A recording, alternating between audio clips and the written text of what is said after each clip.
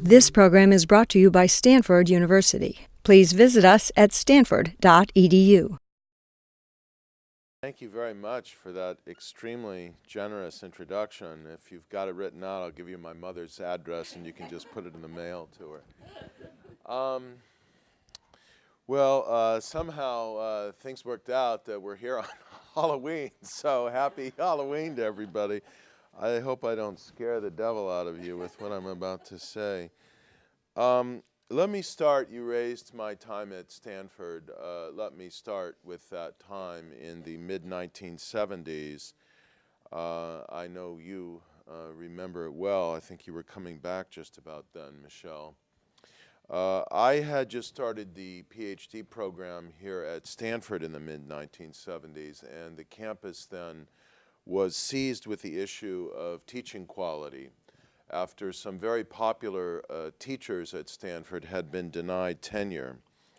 And one of the most popular, Harry Harding, opted to leave the university even after getting tenure. And there was a general sense that teaching was not adequately valued by the university. The founding of this Center for Teaching and Learning in 1975, and I want to say the gradual expansion of its mission and scope of work under the extremely able leadership of Michelle Marinkovich over these many years, I think would prove to be one of the seminal developments in the life of Stanford University in its maturation into a truly great university. It needs to be underscored again and again. I hardly need to do it here, but I'm going to anyway, that no college and university can be great unless it is great at teaching. And this requires a continual ongoing process of, training, refreshing, renewing, evaluating, and learning ourselves as teachers, including learning from our students and the feedback they give us about how to become more effective teachers. I want to address today the dimensions of teaching that lie outside the classroom and even outside the context of formal instruction. But before I get there, I do want to stress that the core of the educational experience is classroom teaching. I don't want any, misunderstandings about that from the focus of my talk. And therefore, it's vital that we do as good and inspiring a job at that as we possibly can. A couple of years after this center was established, the ASSU appointed a task force on tenure and teaching quality, partly in response to the controversies I'd referred to. I was actually asked to chair that task force, and it included such great Stanford teachers as Donald Kennedy, the late Alan Cox, and Bill Rivers in communication. After studying the issue for most of a year, we came to the conclusion and unanimously recommended to the Faculty Senate that improving the quality of teaching required a comprehensive structure of knowledge and incentives, and that had to require the evaluation systematically of every class by students with some kind of standardized course evaluation. And I'm proud to say I think it's one of the few tangible things I can point to in over 30 years at this place where I feel like maybe I really accomplished something. The Faculty Senate did vote to adopt a requirement that every course be evaluated by students every time it's offered. Not long after that, the Dean of Humanities and Sciences established the Dean's Teaching Awards to add to the incentive structure. Now, before I move on to what was the advertised topic of the afternoon, I'd like to say two more things. The first is that if we're going to be as good as we can be at teaching, we have to diffuse information and consciousness about our teaching as widely as possible. And this requires, I really want to underscore this, public access to course evaluations. For me, this is a moral issue as well as a bureaucratic one. When students are paying, do the math, several $1,000s per course.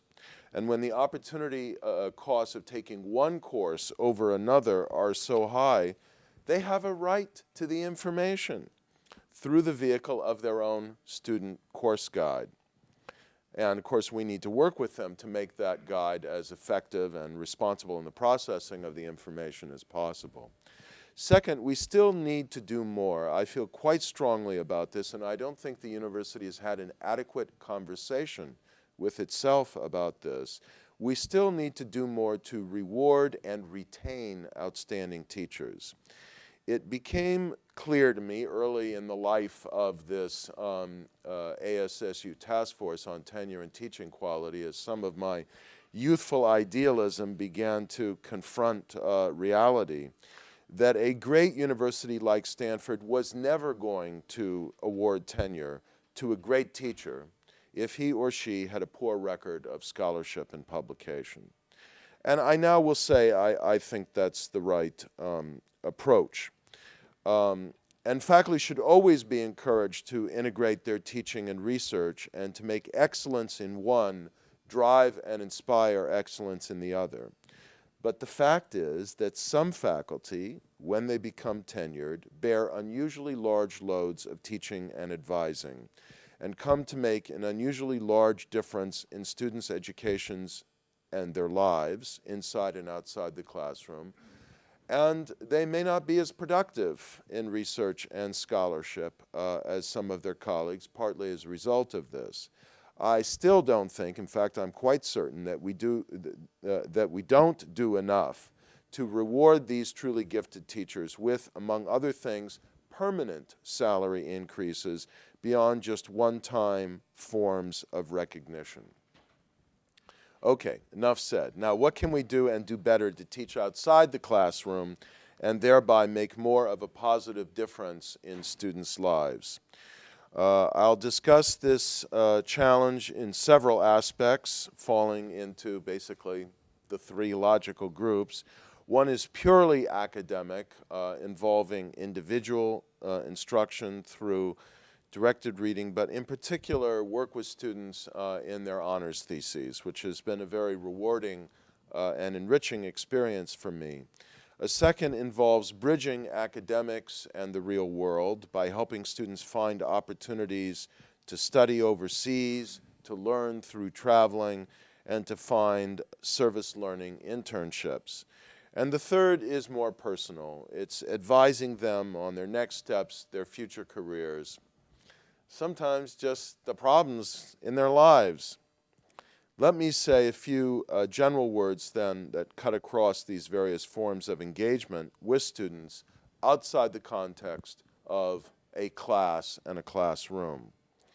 First of all, this is teaching at the micro level, the retail level, very time consuming. I'm going to come back to this problem again and again. Students need time individually to be heard, to have read what they have written, to be advised, to be engaged and helped and supported. But for most faculty members, this is a painful thing to confront. Time is a scarce and precious commodity. Part of this involves setting priorities, and part of it involves setting limits on how much we take on, including how many advisees we take on, how many students we can realistically engage in this way and give quality time to. Which means we have to be thinking about who else is out there that can work with a student in a way that can fit very well their interests and ambitions. There's also the need to think about the purpose of the meeting with the student and to leave enough time to address the purpose. I think much of what I'm going to say here is self-evident, and so I'm a little embarrassed about it, but anyway, maybe it's useful to have a record of it. If the meeting is to update progress on the honors thesis and hand back a chapter that needs only minor revisions, well, maybe that can be accomplished in 20 minutes. But if hard thinking is needed about the structure and scope of a project, as big as an honors thesis, or about where the student is headed in life, then it's going to take a lot more time. It may need an hour or more, and you can't just have this formula where You've got 15, 20, 30-minute even blocks of time, and that's what students are offered. I know that there is nothing more discouraging for a student than finally getting to see a professor about something important that they want to talk about, and then they're realizing that the meeting is under the tyranny of a rapidly ticking clock.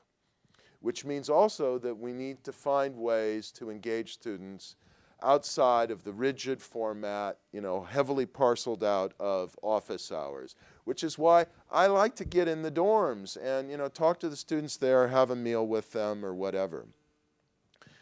So the obvious point, some meetings with students about some issues can be accomplished in 15 or 20 minutes. Some need a lot more time. The most important thing I can say about engaging students outside the classroom is that it's not about us as professors or teaching assistants. It's about them. There are times when students come to office hours because they want to hear about what the professor thinks. They want to get to know the professor better, know what she or he does for a living outside the classroom. But the first key to being a good advisor is to be a good listener. A good listener has to be focused, patient, and when necessary, probing. Being focused means giving the student all of your attention. Phone calls should be taken very sparingly at most. Interruptions obviously should be minimized. I mean, if the phone is ringing constantly, you're kind of got one eye on the email while the other's on the student in front of you. They pick up these obvious signals about priorities. The student in front of you needs and deserves your complete attention, and they need to be given a chance to say what is on their minds, what they're excited about, what they're struggling with. So there needs to be a kind of open and supportive atmosphere. This requires patience on the part of the listener, but also a readiness to probe and stimulate the conversation. One of the most common types of conversations I have with students comes when they start thinking of what they're going to do after they graduate. The possibilities seem bewildering and daunting. In fact, they can be paralyzing because there are so many possibilities. Students are often very confused and at the initial stages not very well informed, not only about what the implications are of the various possibilities they might be thinking, but not very well informed of what's really their hierarchy of preferences. Do they want to go to graduate school for a PhD, an MA, an MBA, a law degree? Should they do some kind of service first, which I'm a big advocate of, but it's not for everyone? Should they work? Should they travel? For how long? Where? They want our advice. But a good advisor needs to be cautious and to bear in mind, I'm going to say it again, it's not about us, it's about them. The challenge is not to turn the student before us into an image of ourselves. Not every student has to become a professor. Not every political science PhD candidate has to wind up teaching in a university and publishing in the academic journals. We have to think about what is their passion, their gift, what is their niche, and help them to discover it and explore it, draw it out of them, put forth a range of possibilities that might help stimulate it.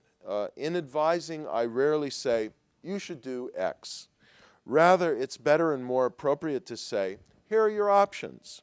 You could go to graduate school right away, but are you burned out with studying? Is that what you really want to do? Is there some reason why you need to be in a hurry that way? Do you feel you need some time off? What about service, the Peace Corps, Teach for America, some other way of giving back to a community for a time while learning in a different way from direct engagement with people? What about the opportunities? I hope they're going to grow for postgraduate fellowships at the Haas Center, through the Haas Center, like the Gardner Fellowship.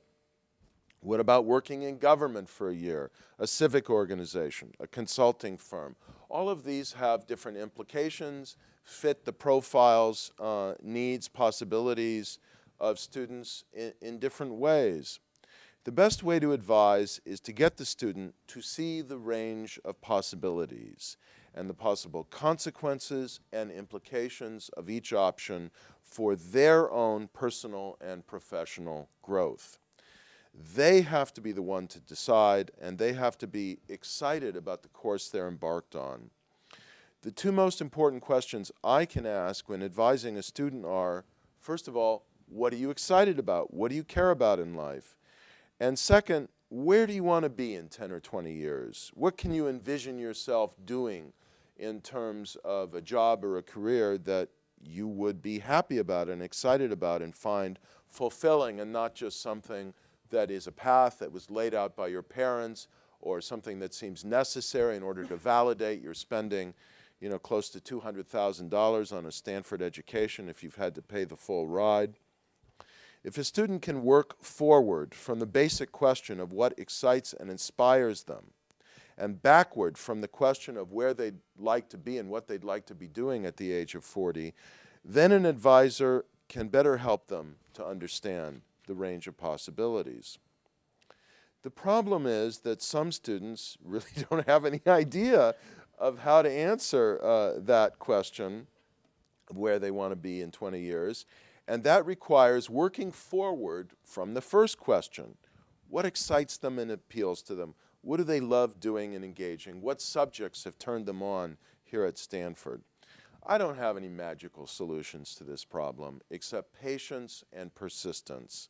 Often, this is the type of conversation that has to unfold over multiple meetings as students are turning things over in their mind, weighing possibilities, beginning to think about it, interact with their peers, interact with the various programs and opportunities and fairs that we have, career fairs and so on, here at Stanford.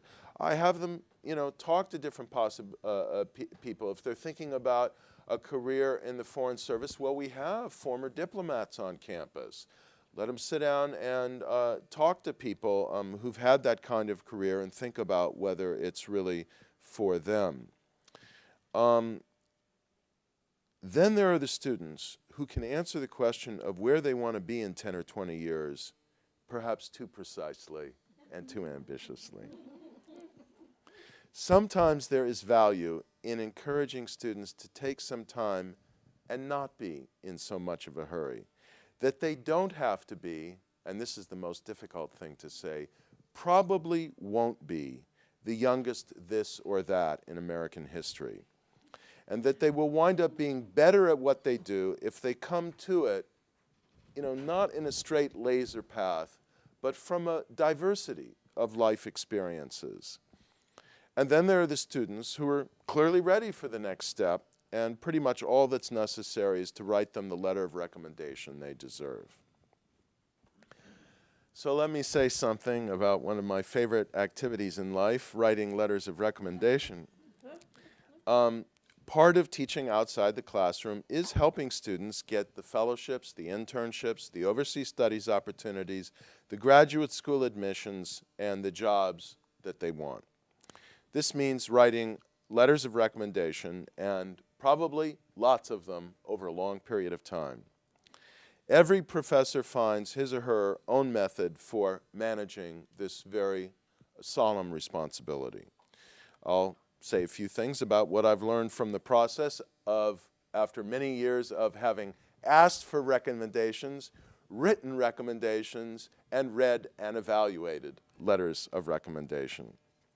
I think much of this is obvious, but if you haven't started yet through the process, which will then become a lifelong process of writing letters of recommendation, I'll share with you a bit of what I've learned.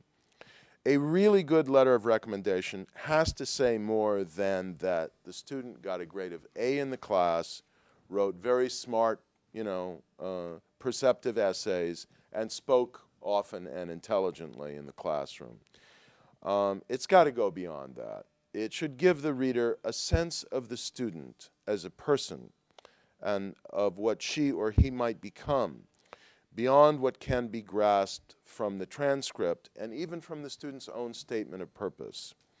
By the way, one of the things I've learned for many of these fellowships is that the student is strictly limited in terms of the number of words. And even in response to some of the questions posed, for example, on the Truman Scholarship application, the number of characters in the response they can give to different questions in their, in essence, statement of purpose, sometimes split into different pieces. Very often the faculty recommender has no such limits. So we have much more freedom to give the full picture of the student. Being able to do so requires a lengthy conversation, typically I'd say, maybe more than one, to inform the recommender. What has the student done outside the classroom and in other classrooms that drives her or him to want this fellowship, study opportunity, grant, job, academic program? How does it relate to her broader programs of study or her longer-term career aspirations? What is special and memorable about the student as a person? You know, I had a student who was a competitive diver. Well, I found that interesting to put in the letter of recommendation. It gives you a window onto the person. I have a student who climbs in his spare time, you know, and has gone up the sheer face of Capitan twice at Yosemite. My palms start sweating when I even say the sentence that I just said.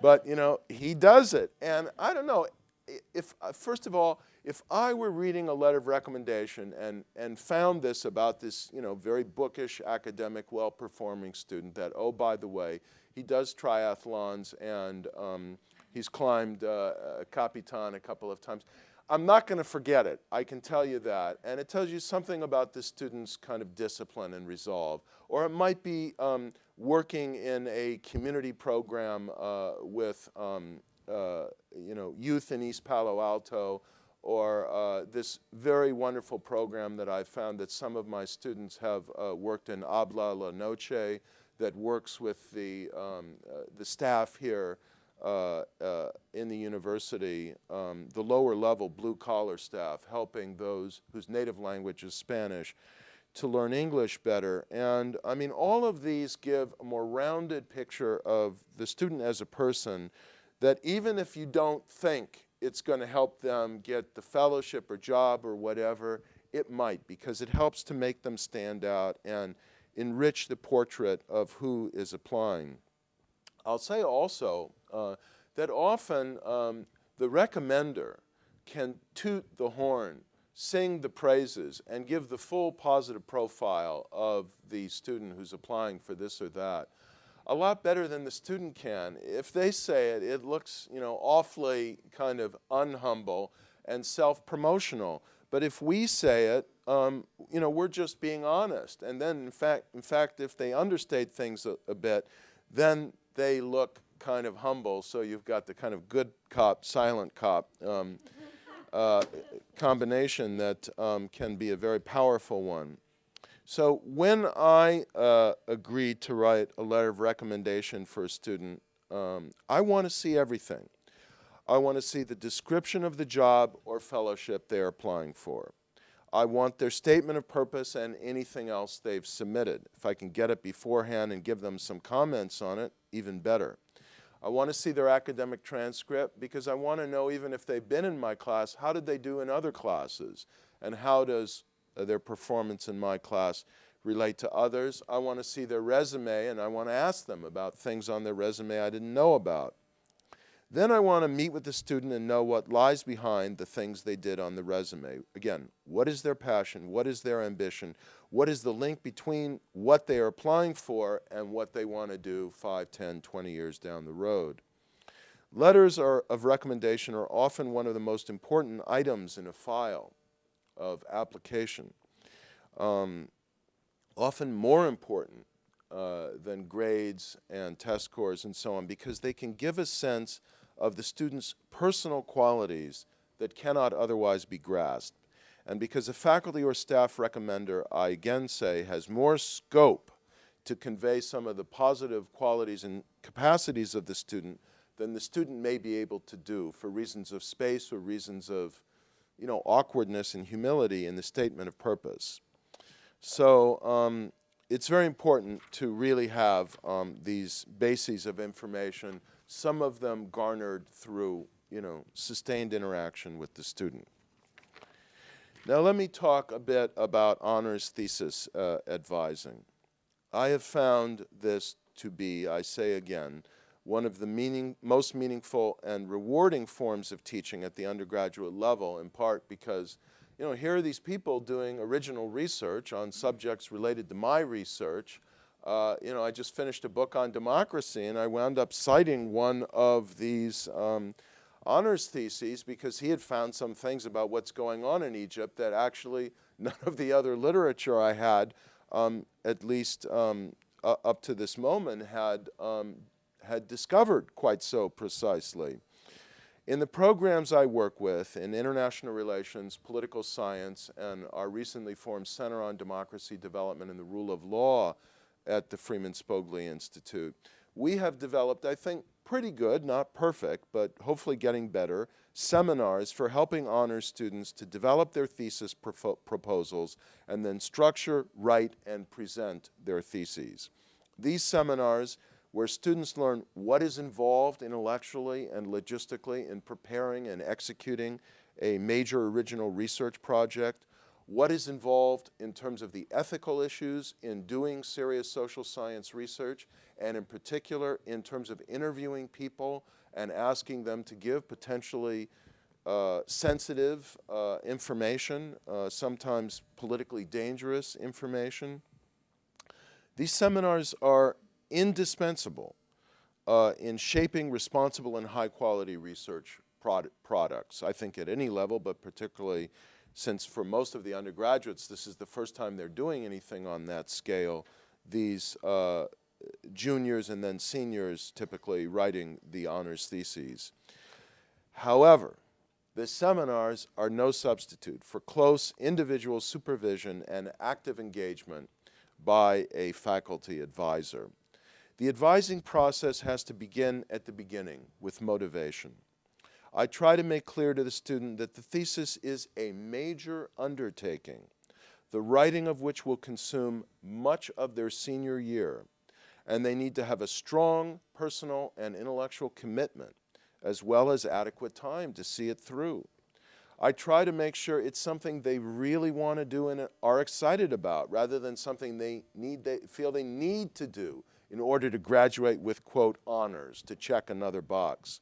Sometimes I discover that the student wants to have the experience of writing an extended original research paper, but either doesn't have the time or the will to do something on the scale of an honors thesis, or doesn't have the grade point average to qualify for honors.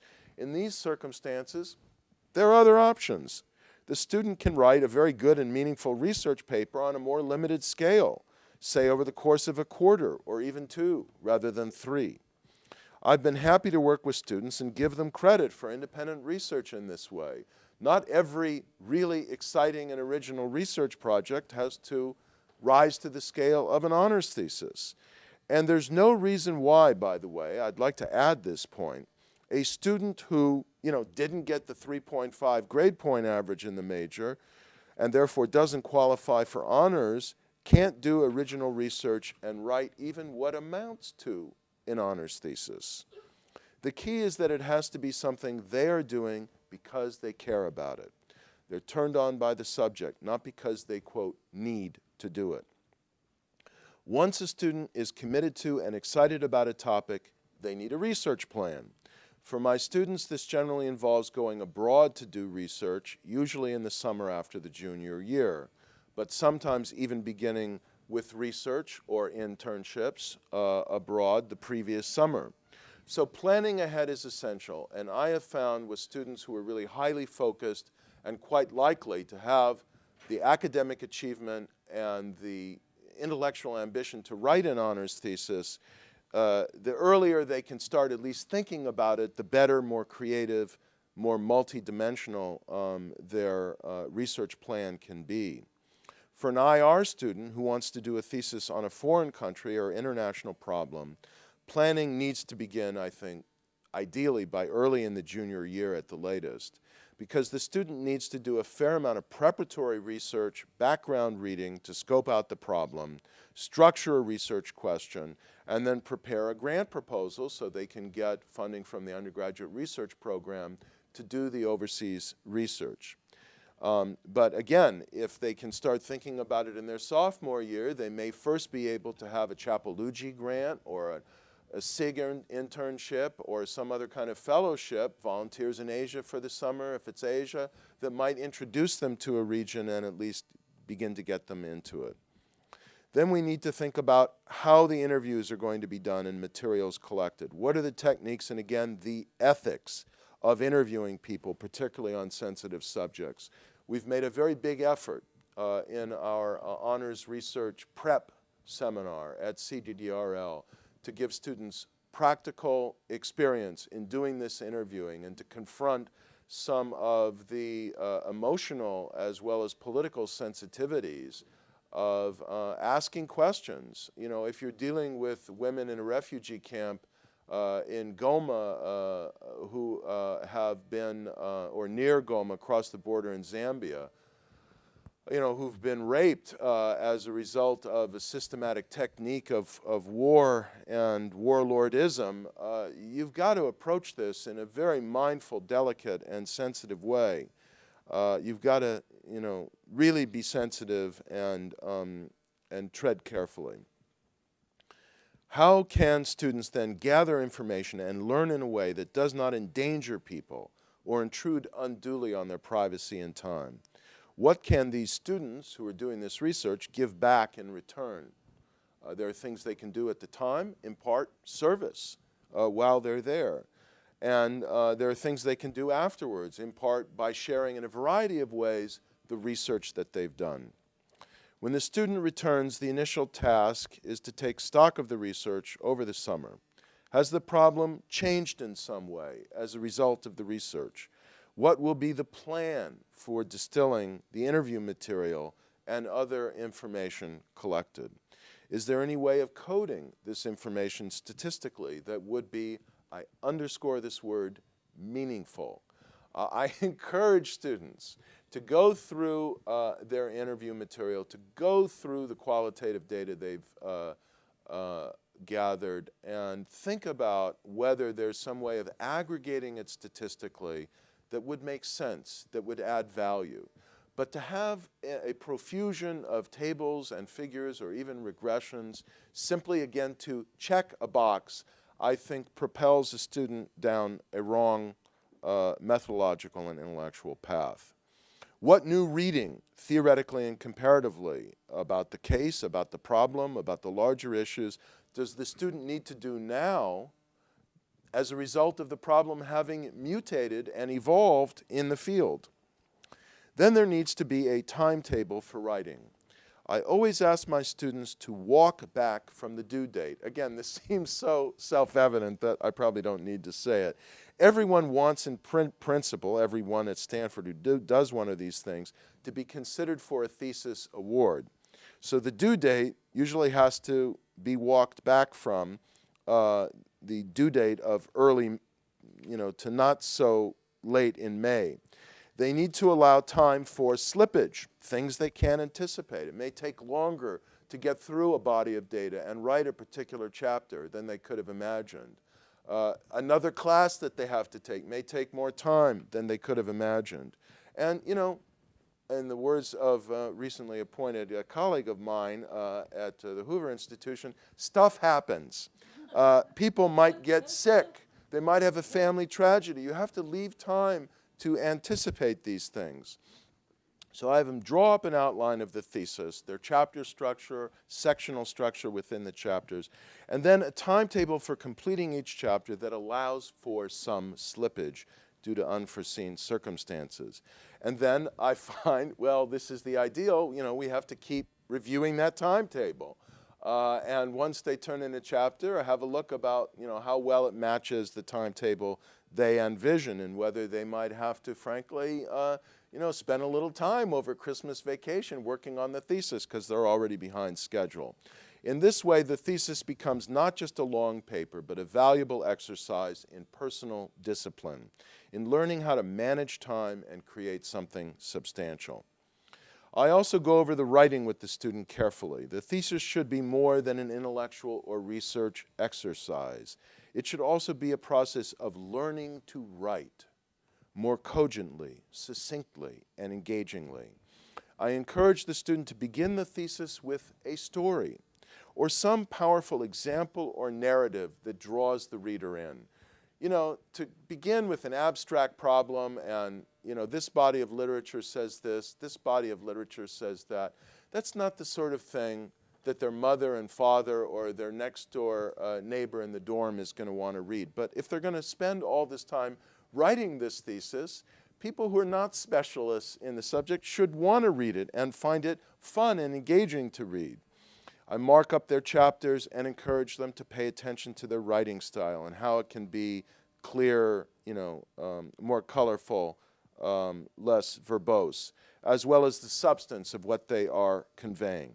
And I encourage them to think about publishing some version of it at some point. We have an increasing number of outlets for student publishing, and occasionally, you know, this stuff is good enough to be published in academic journals or even in a book, which is what Jared Cohen did with his senior's honors thesis on why the United States didn't intervene in the Rwandan genocide.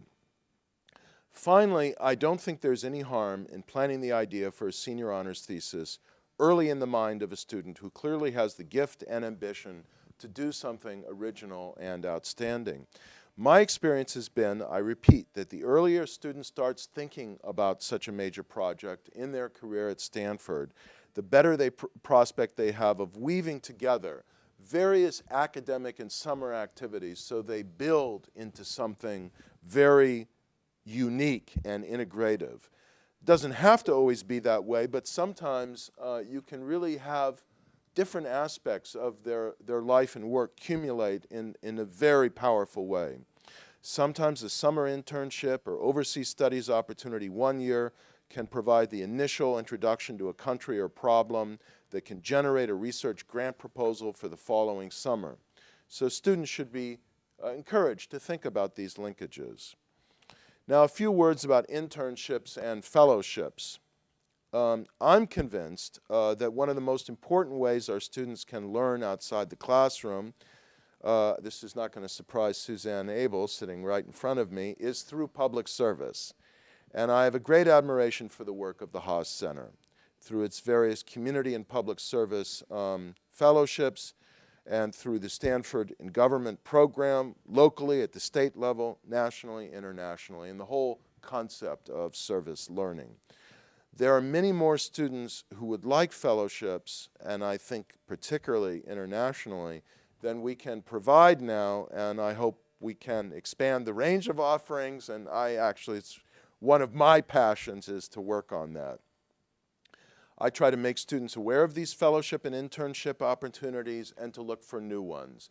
There have been students who, you know, apply for these fellowships, don't get them. If you apply as a freshman, sometimes even as a sophomore, and you're, you know, very compelling, but, you know, there's someone else who's equally compelling and it's going to be their last shot at it. Well, I've been on these committees. It's a very painful decision. It's hard to choose the freshman, quite honestly, but the really good freshmen can find, and I've advised ones who have other ways of getting to Africa or getting to the area or the arena of work that they want to be in. And often they do. It may require working in some other job for part of the summer. It may require knocking on the door of an unlikely institution, but sometimes they answer the knock and provide support. Helping often means making connections, putting students in touch with new possibilities, introducing them to the wealth of foreign visitors and fellows here. You know, once someone has spent a quarter or an academic year at Stanford coming from another country, they have a stake in us. They care about us. They'll answer our emails, and they know our students. They've met them, and they know how useful they can be. Again, I want to start by asking the student, what does she care about? What is her passion or her fascination? How can she extend and push herself and make her study or work abroad in one of these fellowships speak to her values, her academic goals, and her longer-term aspirations? What might be the connection between the research or internship she might do during the summer and that path stretching out over the next 10 or 20 years? Now, I know I want to leave time for questions and discussions, so let me come to one more theme, which is dealing with and caring about the student as an individual, not as a student necessarily in an academic setting. Much of the advising and assistance I offer is, frankly, at a pretty heady level of possibility, and addresses a lot of very exciting, tantalizing prospects. But sometimes the challenge students confront is just getting through the day, the week, the quarter. My friend Tom Friedman, in a column recently, called these students Generation Q, quietly going about the challenge of changing the world and building their careers in individual and incremental ways. I think there's truth in that. We can ponder that. There's a good discussion in that. But I have another term for these students: Generation Stressed. We have to come to grips with this problem of stress, pervasive stress, better than we've been doing. The competition to get into Stanford and then to excel while here is more intense than it has ever been in the 38 years that I have mainly been associated with this university. There are more demands, higher expectations, more stress on students coming into Stanford and getting through Stanford than I've seen in any previous generation I've known. We have to be alert to this, to the signs of excessive stress, discouragement, and depression, and other psychological maladies that are treatable but can become quite debilitating, and I will say life-threatening, without early recognition and intervention. Why has a student stopped coming to class? Why has she not turned in her paper or exam? Why is he falling asleep in class? The answer could be, I know it often was when I was an undergraduate here, they were just partying too hard or not committed enough to their studies. But in this day and age, it is often likely to be serious depression or sleep deprivation from overcommitment. A good teacher has to be proactive here. We have to find out why the student is not performing. And the quarter is short. So we can't wait several weeks to figure out why someone has disappeared from the radar screen. Faculty need to take the initiative to alert and interact with resident staff, the Dean of Students' office, the Registrar's office, other areas of the university to develop a team approach and a sympathetic and supportive set of options for a student who is having serious difficulty. We need to educate ourselves to the opportunities available for counseling at the Vaden Health Center, peer counseling at the Bridge, other forms of support. I find it useful to ask students who seem to be having trouble what's going on with their life, and to give them the opportunity to unload if they are ready to do so, and even to ask for help, or to explain that they're getting help, and to ask for an incomplete or other arrangement that will, avoid just, I think, an unfair, F at the end of the quarter. I never want to encourage tardiness or procrastination, but the fact is, again, the quarter system is brutally short. The pace of life, more than before at Stanford, can be crushing. And we need to give students having trouble a chance to breathe, to recover, to re-equilibrate without fear of failing. We need to convey that this is not abnormal. I know statistically for a fact that it's not, that lots of people are in a similar situation, and that there is nothing that is more important than their physical and psychological health and well-being. And I would like to say it again. There is nothing that is more important than the physical and psychological health and well-being of our students. Grades pale in comparison, but since grades are a major source of stress, We should try not to hold them hostage to a crisis in a student's life.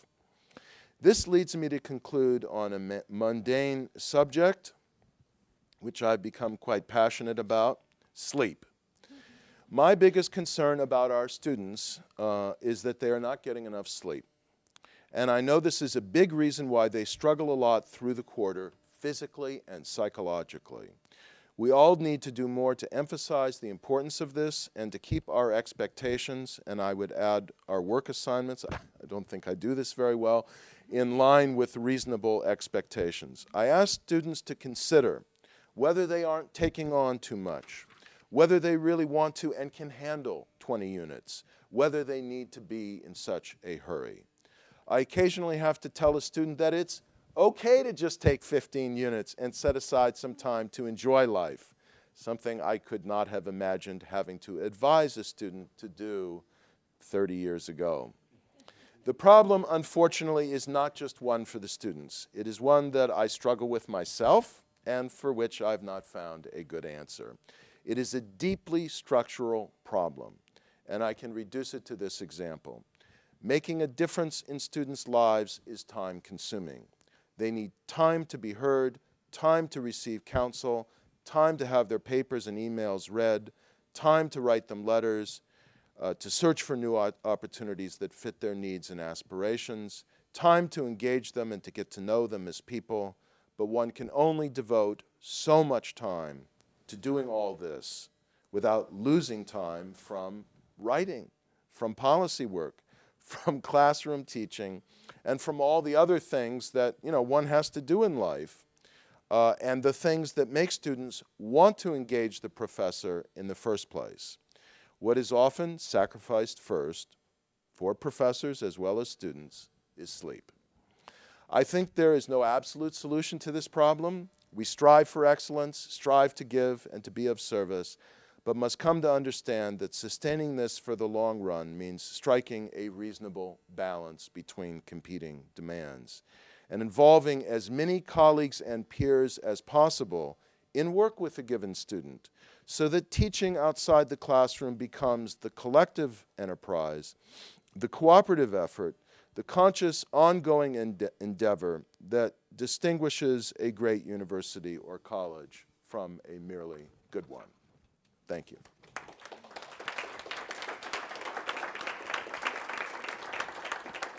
Well, I think that the one thing I probably haven't done is leave enough time for discussion, but we have some, so any questions, comments, I will more than welcome them.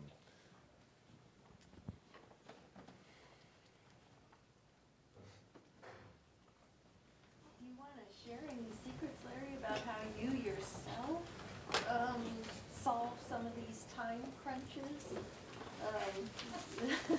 There are some people in this room who know me well enough to know that you do not want the answer from me. I have an advantage that a number of faculty don't have. You have identified it, and that is I have no obligation to teach. So I teach one course a year. There's no way I could do all the other things I'm doing if I were teaching 4 courses a year. I would have to give up a lot of my other activities or basically stop writing or something.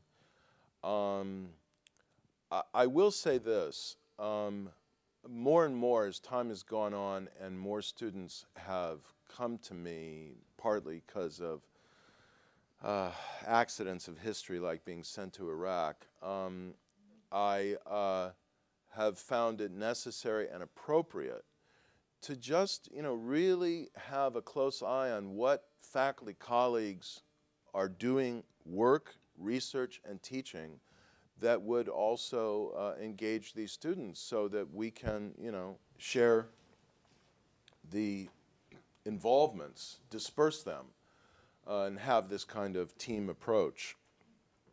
And I set a rule for myself that I wouldn't have more than 4 senior honors theses in 1 year. Maybe that's too many. But I just think you have to draw limits. Then I once had to tell a student fairly recently, because I want to hear from them. I want to know what they're doing, but I had to tell him I just couldn't read a 3-page single-spaced email once every week while he was abroad. You know what? He understood. Yes? How was the decision made to take down course evaluations, and why? To take them down? Yeah, so they're not available to students anymore. I have no idea. When Michelle, do you know the answer to this? Actually, the provost just did direct that the evaluation should become public, so they are available to students. But they have been down for several years. Yeah, they have been down for a while. When the change was made to online evaluations, because there were so many changes and complications involved with changing to an online system, they did take down the public feature for a while. It also coincided with some problems at ASSU in organizing the student course guide. But it resumed this quarter at the beginning of this academic year. And there is a commitment going forward that these will be available to students easily online. Do you guys know how to get onto them? Okay, can you tell some of the students here how they get those? Jeremy, do you? I think it's through Access, so the way to do it is through Access.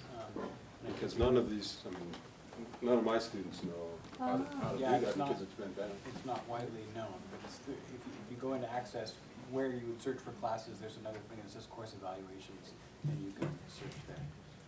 It does feel almost intentionally obfuscated as a student. I mean, the ideal arrangement would be whatever may exist in that vein to also simply give all the data, the ASSU course guide, and let them present it in their own online version, and as they used to do if they wish in a published version as well, that maybe that isn't necessary now. But also, I think that the ASSU course guide used to give, I think, a fairly effective and responsible distillation of written comments. And it's very important, I think, that we not simply rely on the statistical data. The statistical data can hide a lot. You want to know what students are saying qualitatively as well. And then there has to be responsibility in fairly representing them and in throwing out, some of the most extreme statements in each direction. So I just favor full access, full transparency, and work with the ASSU course guide to really have them do a quality job of making this readily available and easily interpretable to the student body. I should clarify that currently only the quantitative data are available, and there are discussions about what to do regarding the qualitative, because one happy result of the evaluations going online is that students are actually responding more in the qualitative boxes, so there is much more feedback, but trying to distill all of that responsibly is still being debated. So thank everybody for bringing that up, and I will give some of this feedback to the registrar's office and perhaps contact ASSU about this. I think it'd be good if there were some kind of, faculty, student, staff advisory committee to the course guide that could help think about how to do this and just be an advisory body. I will say, having been a student here and a student government person here, that one of the problems is the turnover among students. It's a constant struggle, and so having some institutional mechanism with a little more continuity to give support and advice, I think, could be useful. That's a great idea.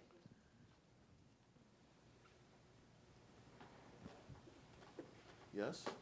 You brought up the need to formalize rewarding teaching as a part of the tenure process, and that's a very dominant conversation across many institutions, certainly Research One. What do you see as being the primary obstacles, and what are your strategies for trying to move it beyond a conversational level to actually making an impact? I think that this university and any university that is competing to be a top 10, top 20 university is not going to tenure a faculty member who has not done some reasonably excellent level of research and scholarship published somewhere. That's just a fact that I think is unalterable. Now, once you acknowledge that, what else can be done? Number one, I think, and some of this, by the way, has been done over the years. Our task force, I think, might have stimulated it a little bit, but other things have helped as well, including just, elementary logic. There needs to be more time for leave for untenured faculty.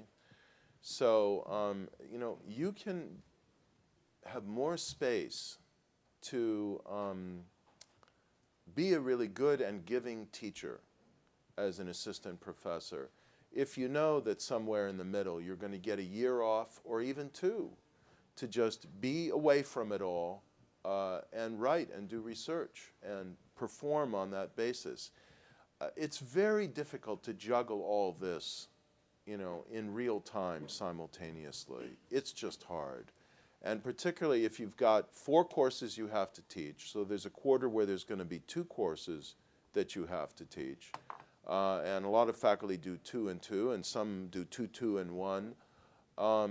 Then, how much are you really going to be able to write and do research when the students are coming to your office hours, they need letters of recommendation, all of the things I've talked about if you're going to take this seriously beyond the classroom teaching.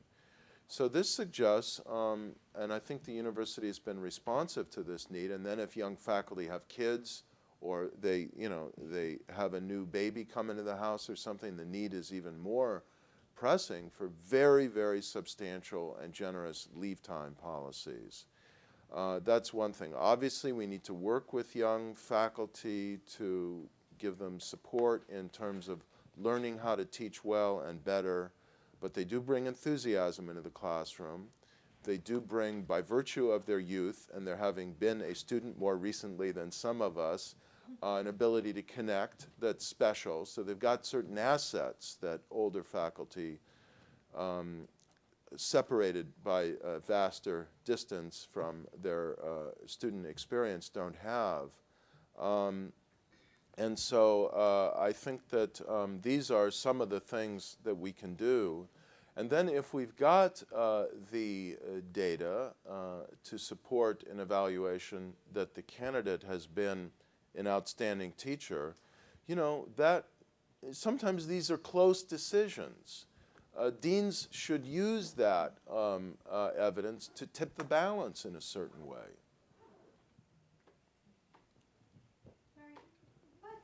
What recommendations would you give to students to elicit the kind of attention and caring teaching that you've just described? That's a very good question. I would say, first of all, obviously to show an interest in the subject and to do well at it, and if they're taking the class, for example. But in terms of outside the classroom, you've got to be respectful of the constraints and limits of the professors. So when you go into the office hours, to be organized and prepared, clear about what you want to talk about, and even to say, look, I have several things I'd like to talk to you about. I'd like to talk to you about this paper that I have to write for the class, but I'm starting to think about a fellowship as well, and then I'm really actually already starting to think about graduate school. So I don't know how much time you have. I realize we may not get to all of this today, but let's start, if we can, on what's most important, and then maybe if we don't, I could make another appointment with you, that sort of thing. So that immediately tells the professor the student is organized, they have an idea of what they want to talk about, what they need, and they're respectful of the fact that the professor or staff member doesn't have an infinite amount of time at any particular moment, and they're willing to engage it sequentially over time. So I mean, that kind of approach, I think, can elicit. Whereas if a student just goes on, meanders, seems insensitive to the constraints at the other end of the desk, that can lead a professor to become, to disconnect a bit. Okay, thank you very much.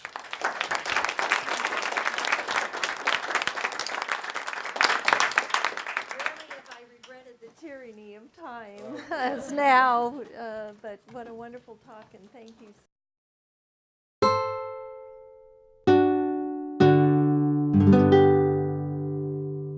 The preceding program is copyrighted by Stanford University.